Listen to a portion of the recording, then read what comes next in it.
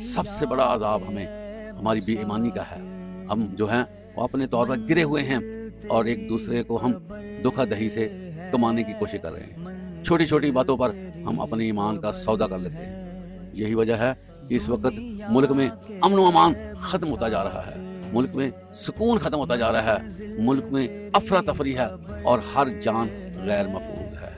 मोहतरम हज़रात, जब तक हमने अपनी इस्लाह ना की, जब तक हमने बुनियादी फैसले ना किए, जब तक इंसाफ के मामलात में संजीदगी इख्तियार ना की गई, जब तक एडमिनिस्ट्रेशन को बैलेंस ना किया गया, जब तक हम लोग सख्त मामलात ना रखे हमने, तो यकीन जाने कि मुल्क जो है वो बर्बादी की तरफ रवां दवां और मुल्क के हालात बहुत ज़्यादा डिस्टर्ब हैं। एक से एक नई मिसाल सामने आ रही है जिसकी वजह से दुनिया में हमारे मुल्क का इमेज ज़ीरो से मनफी ज़ीरो होता जा रहा है।